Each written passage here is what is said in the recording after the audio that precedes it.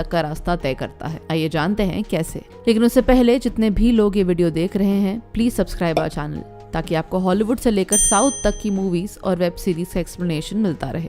पुष्पा लाल चंदन की डिलीवरी करने जाता है, पर बीच में ही उसे पुलिस रोक लेती है। वो पुलिस को रिश्वत देता है और माल लेकर वहां से निकल जाता है। पुष्पा की लाइफ का एक सिंपल सा उसूल है, वो कभी भी किसी के आगे नहीं झुकेगा और इसीलिए अपनी मालिक को झूठी रिस्पेक्ट दिखाने और उनसे दबने की जगह वो काम ही छोड़ देता है। उसे देखकर एक और मजदूर केशव भी अपना काम छोड़ देता है और उसके पीछे चला जाता है। गांव में 2 ट्रक्स भरकर 2 अलग अलग काम के लिए मजदूरों को ले जाया जाता है। एक के लिए 100 रुपए दिए जाते हैं और दूसरे के लिए 1000। पुष्पा 1000 वाले ट्रक में चढ़ जाता है, ये जानते हुए कि वो गैर कानूनी काम है। वहाँ से सभी मजदूरों को जंगल में ले जाया जाता है, जहाँ उन्हें लाल चंदन की लकड़ियां काटने का काम दिया जाता है। वो लकड़ियां काट ही रहे होते हैं कि अचानक वहाँ पुलिस आ जाती है। सब डर के मारे यहाँ वहाँ भागने लगते हैं, पर तभी पुष्पा उन्हें कहता है कि उन सब ने इतनी मेहनत की है और अब यहाँ से वो खाली हाथ नहीं लौटेंगे। पुलिस उन तक पहुँचे उससे पहले वो सब मिलकर सभी लकड़ियों को छुपा देते हैं। डीएसपी गोविंद वहाँ आता है और माल के बारे में पूछताछ करता है। पुष्पा उनसे कहता है कि खुद डीएसपी आए हैं, इसलिए उनकी इज्जत रखने के लिए उन्होंने माल छुपा दिया है, वरना अगर वो चाहता तो उनकी आंखों के सामने से वो माल ले जाता। सब मजदूर ये देखकर शॉक्ड हो जाते हैं और उसके साथ खड़े हो जाते हैं। पुष्पा गोविंद को डराता है और कहता है कि पुलिस इतने सारे मजदूरों के आगे टिक भी नहीं पाएगी और इसीलिए उस वक्त गोविंद के पास वापस जाने के अलावा कोई और रास्ता नहीं बचता। ये पहली बार था जब कोई गोविंद के हाथों बच निकला हो। ये देखकर केशव बहुत इम्प्रेस हो जाता है और अब से वो पुष्पा का राइट हैंड बन जाता है। सब मजदूर अपना काम खत्म कर जा ही रहे होते हैं कि गोविंद पूरी पुलिस फोर्स के साथ वहाँ वापस आ जाता है। पुष्पा इस सब के बीच उन्हें चकमा देकर उनकी आंखों के सामने ट्रक से निकल जाता है और ट्रक कहीं छुपा देता है। इतना ही नहीं, वो आगे होकर खुद को पुलिस के हवाले कर देता है। पुलिस स्टेशन में पूछताछ के दौरान कहानी फ्लैशबैक में जाती है, जहां हमें ये पता चलता है कि पुष्पा गांव के एक बड़े आदमी मुलेटी वेंकट रमन का नाजायज बेटा है। वेंकट रमन पहले से ही शादीशुदा था, पर वो पुष्पा की माँ से बहुत प्यार करता था। बचपन में ही उसके पिता की मौत हो गई थी और उनके जाने के बाद पुष्पा के सौतेले भाई ने उसे और उसकी माँ को परेशान करना शुरू कर दिया था, क्योंकि वो नहीं चाहता था कि पुष्पा के नाम के आगे उसके पिता का नाम लगे। आगे माल का पता लगाने के लिए उसके मालिक पुष्पा से मिलने पुलिस स्टेशन आते हैं। पुष्पा के नए बॉस का नाम है रेड्डी। ये 3 भाई हैं, कोंडा रेड्डी, चक्का रेड्डी और जॉली रेड्डी। कोंडा रेड्डी स्मगलिंग सिंडिकेट का एक मेन हिस्सा है जो पूरे धंधे को सुपरवाइज करता है। चक्का रेड्डी पूरे बिजनेस को संभालता है और जॉली जो सबसे छोटा भाई है, कहने को तो बिजनेस का हिस्सा है, पर उसका पूरा टाइम सिर्फ शराब और लड़कियों के पीछे ही गुजरता है। उसकी नजर जिस भी लड़की पर पड़ जाती है वो उसे नहीं छोड़ता। जक्का जॉली के साथ पुष्पा से मिलने पुलिस स्टेशन आता है और उसे माल के बारे में पूछता है और साथ ही ये भी कि पुलिस की इतनी मार खाने के बाद भी उसने आखिर अपना मुंह क्यों नहीं खोला। पुष्पा उसे कहता है कि पुलिस को माल के बारे में बताकर उसका कोई फायदा नहीं होता और इसीलिए वो माल की जानकारी के बदले 5 लाख रुपए की मांग करता है, साथ ही पुलिस से रिहाई भी। जक्का मान जाता है और पुष्पा उन्हें माल लौटा देता है। जॉली माल मिलने के बाद पुष्पा की बेइज्जती करके उसे कार से उतार देता है। कहता है कि वो अपनी औकात की गाड़ी से वापस घर जाए। पुष्पा तुरंत उस 5 लाख रुपए से एक कार खरीद लेता है और उसी कार से जॉली रेड्डी के सामने आता है। कोंडा रेड्डी ने मजदूरों की एक मीटिंग बुलाई होती है, जहां पुष्पा भी आता है। सब मजदूर कोंडा को बोलते हैं कि जब से डीएसपी गोविंद आया है, लकड़ियों को काटने से लेकर उन्हें गोडाउन तक लाने में बहुत मुश्किल हो रही है। पुष्पा तभी कोंडा को कहता है कि उसके पास एक ऐसा प्लान है जिससे कोई भी ट्रक कभी भी पकड़ा नहीं जाएगा। वो ट्रक को बीच में से काट कर 2 हिस्सों में बांट देता है। नीचे चंदन रखा जाता है और फिर वेल्डिंग करके आधे हिस्से में दूध भरा जाता है, जिससे सबको ये लगे कि दूध का व्यापार किया जा रहा है। पुष्पा पहला ट्रक जैसे ही गोविंद के चेक पॉइंट से क्लियर करवाता है, कोंडा रेड्डी जक्का को बोलता है कि पूरा काम अब पुष्पा को सौंप दिया जाए और जक्का सिर्फ उसे सुपरवाइज करे। कोंडा पुष्पा को इसके बदले हर लोड के लिए 5 लाख रुपए ऑफर करता है, पर पुष्पा 4% की पार्टनरशिप मतलब 4 लाख रुपए की डिमांड करता है। वो केशव से कहता है कि उसे 1 लाख रुपए का नुकसान नहीं हुआ, बल्कि ऐसा करके अब वो कोंडा रेड्डी का पार्टनर बन गया है, क्योंकि इस वक्त पुष्पा का इंटरेस्ट पैसे कमाने से ज्यादा पार्टनरशिप करने में होता है। आगे चल के पुष्पा को अपने साथ काम कर रहे एक मजदूर की बेटी श्रीवल्ली से प्यार हो जाता है। वो केशव के थ्रू इनडायरेक्टली उसे पटाने की कोशिश करता है, पर श्रीवल्ली उस पर बिल्कुल भी ध्यान नहीं देती। पर फिर भी केशव किसी तरह पुष्पा और श्रीवल्ली को 1-2 बार मिलवा ही देता है। इस दौरान गोविंद कोंडा रेड्डी के एक ट्रक को पकड़ लेता है। श्रीवल्ली के पिता के साथ एक और मजदूर पकड़ा जाता है। गोविंद दोनों से कहता है कि करीबन 200 करोड़ का माल चेन्नई से बाहर जाने वाला है, जो मंगल सीनू का है, और वो अपना माल कोंडा रेड्डी के गोडाउन पर रखने वाला है। अगर वो दोनों उसकी जानकारी गोविंद को दे देंगे तो न सिर्फ वो उन्हें छोड़ देगा बल्कि रिवॉर्ड के रूप में 50 लाख रुपए भी देगा। श्रीवल्ली के पिता ये सोचते हैं कि उसकी शादी में ये पैसे काम आ जाएंगे, इसीलिए दोनों फिर पुलिस से मिल जाते हैं।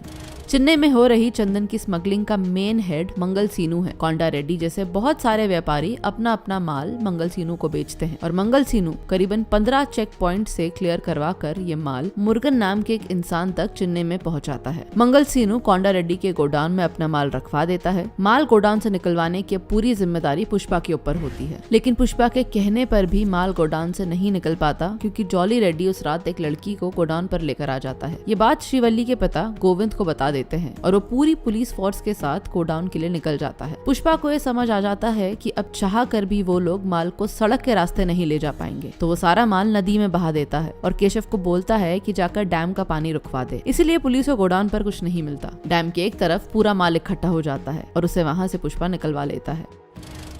पूरे सिंडिकेट को ये बात पता चल जाती है कि पुष्पा के कारण आज 200 करोड़ का माल पुलिस को टिप मिलने के बाद भी बचा लिया गया है। मंगल सीनू इसी खुशी में एक पार्टी देता है जहां सिंडिकेट के सभी व्यापारी, पुलिस वाले, यहाँ तक कि पॉलिटिशियंस और मिनिस्टर भी आते हैं। उसी पार्टी में पुष्पा को ये पता चलता है कि मंगल सीनू 1 टन माल के 2 करोड़ रुपए मुरुगन से लेता है और कोंडा रेड्डी और बाकी लोगों को सिर्फ 25 लाख रुपए देता है। पुष्पा ये बात जाकर कोंडा को बताता है और बोलता है कि वो जाकर मंगल सीनू से इस बारे में बात करे, पर कोंडा रेड्डी ये बात जानता है कि मंगल सीनू से बात करने का मतलब है कि खुद की मौत को न्योता देना। तो बड़ी ही चालाकी से पुष्पा को बोलता है कि वो जाकर मंगल सीनू से बात करे और अगर वो पैसे बढ़ाने के लिए मान जाता है तो वो बिजनेस में उसे 50% की पार्टनरशिप देगा, और अगर वो नहीं मानता तो उस वक्त से कोंडा रेड्डी उसे नहीं जानता ताकि मंगल सीनू उसे कुछ नहीं करे। पुष्पा कोंडा को बोलता है कि अगर बात करनी ही है तो कोंडा रेड्डी ही करे, वो नहीं करेगा। इस जश्न के बीच केशव श्रीवल्ली के पिता से पुष्पा और श्रीवल्ली के रिश्ते के बारे में बात करता है। ये बोलता है कि पुष्पा मुलेठी वेंकट रमन का छोटा बेटा है। ये सुनकर वो इस रिश्ते के लिए मान जाते हैं।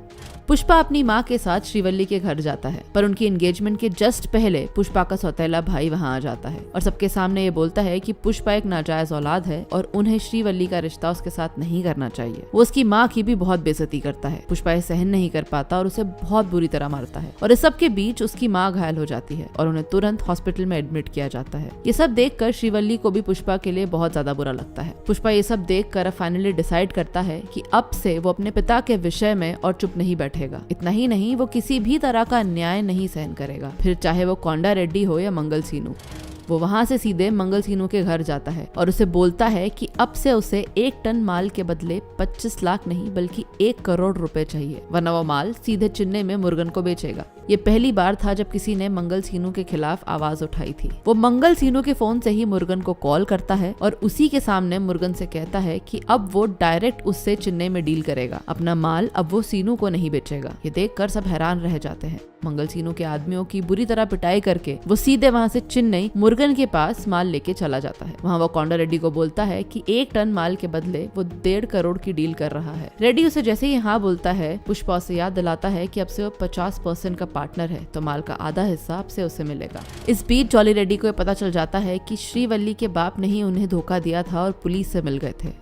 जॉली उसे बोलता है कि वो उसे छोड़ देगा, पर उसके बदले 1 रात के लिए उसे श्रीवल्ली चाहिए। श्रीवल्ली को जैसे ही ये पता चलता है, वो सीधे पुष्पा के पास जाती है और उसे बोलती है कि वो सिर्फ उससे प्यार करती है। वो जानती है कि जॉली उसका बॉस है और पुष्पा उसके खिलाफ आवाज नहीं उठा पाएगा, पर वो मन ही मन पुष्पा को अपना पति मान चुकी है और वो नहीं चाहती कि उसके अलावा कोई भी दूसरा इंसान उसे हाथ लगाए। पुष्पा को जैसे ही ये पता चलता है, वो जॉली रेड्डी को मार मार कर अधमरा कर देता है। जॉली उसे बोलता है कि वो उसका बदला जरूर लेगा, पर बिना जॉली के बताए कोंडा रेड्डी को ये बात पता चल जाती है कि पुष्पा ने ही जॉली की ये हालत की है और वो एक डील की आड़ में उसे अपने साथ ले जाते हैं ताकि उसे मार सके। केशव को ये बात पता चल जाती है और वो पुष्पा को बचाने के लिए उसके पीछे जाता है। कोंडा रेड्डी पुष्पा को गोली मारने ही वाला होता है कि अचानक वहाँ मंगल सीनू के आदमी आ जाते हैं और सीनू का साला कोंडा रेड्डी को मार देता है। सीनू और रेड्डी के आदमियों के बीच जमकर लड़ाई होती है। सीनू का साला अब जक्का रेड्डी को मारने वाला होता है, पर तभी पुष्पा वहाँ आकर उसे बचा लेता है और सीनू के साले को मार देता जाता है। जक्का शॉक्ड हो जाता है कि पुष्पा ने उसकी जान क्यों बचाई, जबकि वो खुद उसे मारने वहाँ लाया था। पुष्पा बोलता है कि ये रेड्डी और उसके बीच की बात थी और आज भी जक्का उसका पार्टनर है, तो अगर कोई भी बाहर वाला उस पर हमला करेगा तो पुष्पा उसे जरूर बचाएगा। कोंडा रेड्डी के मरने के बाद पूरे सिंडिकेट में हलचल मच जाती है। मिनिस्टर खुद एक मीटिंग बुलाता है जहाँ उसे मंगल, सीनू और रेड्डी के बीच हुई दुश्मनी के बारे में पता चलता है। पुष्पा मिनिस्टर को बताता है कि सीनू सिंडिकेट में सबको धोखा दे रहा है, 2 करोड़ के माल के बदले सिर्फ 25 लाख रुपए देता है। पुष्पा ये भी बोलता है कि सब व्यापारी अलग अलग पुलिस को रिश्वत देते हैं, अगर वो सब एक साथ हो जाए तो रिश्वत भी कम लगेगी और प्रॉफिट भी ज्यादा होगा। पूरी सिंडिकेट पुष्पा को सपोर्ट करती है, यहाँ तक कि जक्का रेड्डी मिनिस्टर को बोलता है कि पुष्पा के आने के बाद ही व्यापार बहुत ज्यादा बढ़ा है और अब उसे ही सिंडिकेट की कमान संभालनी चाहिए। मिनिस्टर पुष्पा को सिंडिकेट का हेड बना देता है और इस तरह पुष्पा अब पुष्पा से पुष्पा भाऊ बन जाता है। उसके सर पर मिनिस्टर का हाथ होता है और पुलिस उसकी जेब में, तो मंगल, सीनू चाह कर भी उसका कुछ नहीं बिगाड़ पाता। रही बात जॉली रेड्डी की, तो वो व्हील चेयर पर सिर्फ बदले की कल्पना ही करता रहता है। इसी दौरान पुष्पा और श्रीवल्ली की शादी फिक्स हो जाती है। सब कुछ बहुत अच्छा चल रहा होता है। शहर में ऐसा कोई नहीं जो पुष्पा को छू भी पाए, पर तभी एंट्री होती है IPS ऑफिसर भंवर सिंह शेखावत की। भंवर सिंह एक सेल्फ ऑब्सेस्ड ऑफिसर। वो आते ही मजदूरों को जंगल से उठा लेता है और 2 को गोली मारकर प्रेस में ये कहता है कि वो दोनों भाग गए हैं। पुष्पा को उसके आने की खबर लगती है और वो उससे मिलने पुलिस स्टेशन जाता है। अपनी शादी के कार्ड के साथ वो बैग भरकर रिश्वत भी ले जाता है। भंवर सिंह वहाँ सबके सामने पुष्पा को इंसल्ट करता है, बोलता है कि जो शर्ट उसने पहना है वो ब्रांडेड है और जो शर्ट पुष्पा ने पहना है उसका कोई नामो निशान नहीं। पुष्पा एक नाजायज औलाद है। इतना ही नहीं, वो पुष्पा से ये भी कहता है कि वो आज के बाद उसे सिर्फ सर कहकर ही एड्रेस करे। पुष्पा उस वक्त चुपचाप वहाँ से चला जाता है। आगे से जब भी वो भंवर सिंह से मिलता है तो उसे सर कहकर ही बुलाता है, उसे अच्छी दोस्ती भी कर लेता है। पर पुष्पा अपनी शादी के दिन भंवर सिंह को मिलने बुलवाता है, उसके साथ दारू पीता है और उसे याद दिलाता है कि कैसे वो दोनों मिले थे। भंवर सिंह उसे बोलता है कि पुरानी बातों को भूल जाने में ही भलाई है, पर पुष्पा उसे बोलता है कि अगर बात सिर्फ उसकी होती तो वो जाने देता। भंवर सिंह ने उस दिन उसकी माँ को इंसल्ट किया। वो चाहता तो उस दिन भी उसका जवाब दे सकता था, पर उस दिन उसने अपनी माँ से प्रॉमिस किया था और वो उनका दिल नहीं दुखाना चाहता था। वो उसे उसके सारे कपड़े उतारने को बोलता है और बोलता है कि उसका ब्रांड कपड़ों के साथ ही उतर गया है। वो अगर नंगा गांव में जाएगा